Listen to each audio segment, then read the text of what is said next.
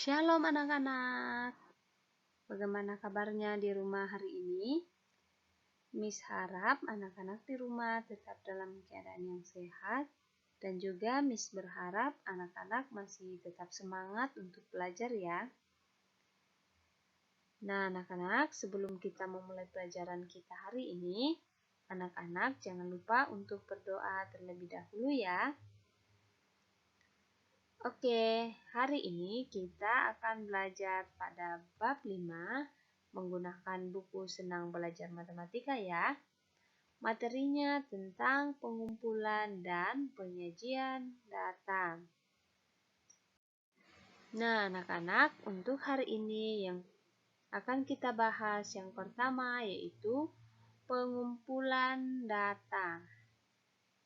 Tetapi sebelum kita membahas tentang pengumpulan data, kita perlu tahu terlebih dahulu ya apa itu data. Nah, anak-anak, data adalah keterangan yang benar dan nyata. Jadi, Miss ulang ya, data adalah keterangan yang benar dan nyata. Sebelum kita melihat beberapa cara pengumpulan data, kita lihat dulu data primer dan data sekunder. Pengumpulan data secara langsung dilakukan untuk data sederhana dan dapat dilakukan sendiri. Contohnya, pengumpulan data tinggi badan dan berat badan 5 siswa. Seperti ini ya. Ini adalah pengumpulan data yang bisa dilakukan sendiri. Misalnya, di sini kita akan mengukur tinggi badan Siti, Dayu, Beni, Edo, dan Lani. Tinggi badan Siti yaitu 130 cm dan beratnya yaitu 40 kg. Tinggi badan Dayu 138 cm dan berat badannya 42 kg. Tinggi badan Beni 147 cm dan beratnya 48 kg.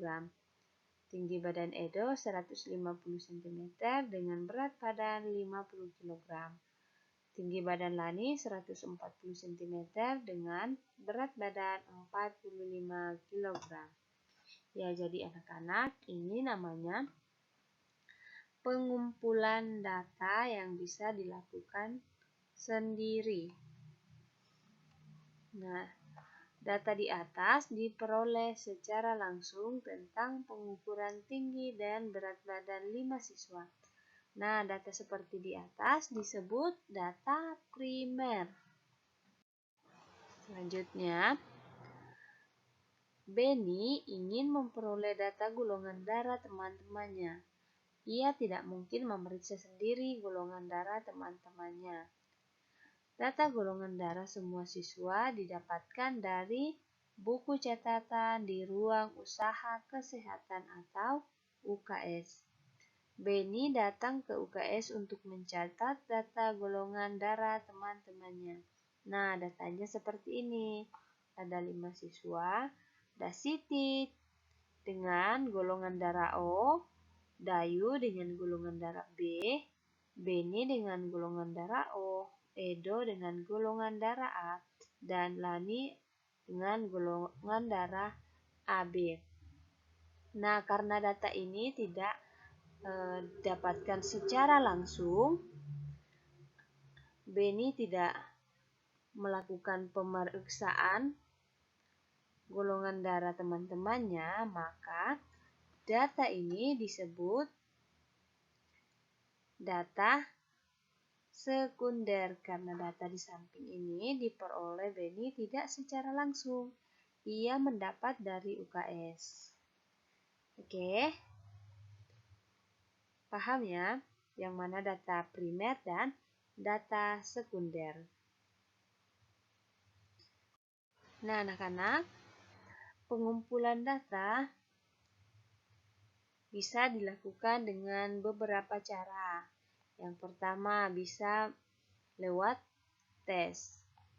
Nah, berikut adalah contoh data nilai ulangan PPKN yang diperoleh siswa kelas 5 SD Nusantara 01. Jadi ini adalah hasil tes atau nilai ulangan PPKN. Nah, nilainya seperti ini.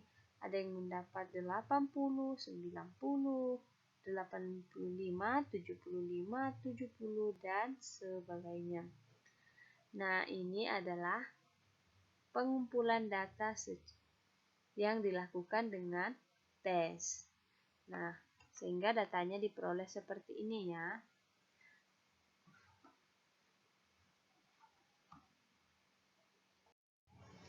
Pengumpulan data yang kedua yaitu bertanya langsung. Nah, di sini Siti ingin mengetahui buah kesukaan dan buah yang tidak disukai teman-teman di kelasnya. Siti menanya kepada masing-masing teman dan mencatatnya tentang buah kesukaan dan buah yang tidak disukai. Jadi karena Siti ingin mengetahui buah kesukaan dan buah yang tidak disukai teman-temannya, maka yang dilakukan Siti untuk mengumpulkan data ini yaitu bertanya langsung. Nah, pertanyaan yang disiapkan Siti yaitu yang pertama, apakah buah yang kamu sukai? Dan yang kedua, apakah buah yang tidak kamu sukai? Nah, dari hasil pengumpulan data yang dilakukan Siti, maka hasilnya seperti ini. Misalnya di sini, Siti bertanya kepada Edo, buah yang disukai Edo yaitu apel dan buah yang tidak disukai yaitu pisang. Kemudian dia bertanya kepada Beni. Nah, buah yang tidak disukai Beni yaitu mangga. Buah yang tidak disukai Beni adalah pepaya.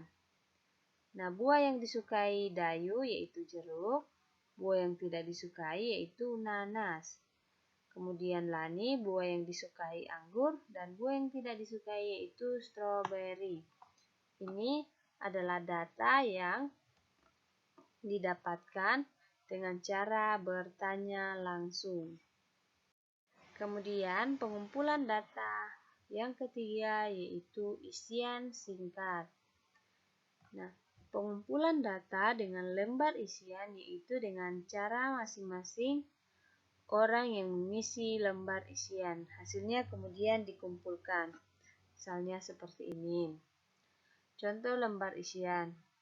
Nama, alamat, tinggi badan, berat badan, dan golongan darah.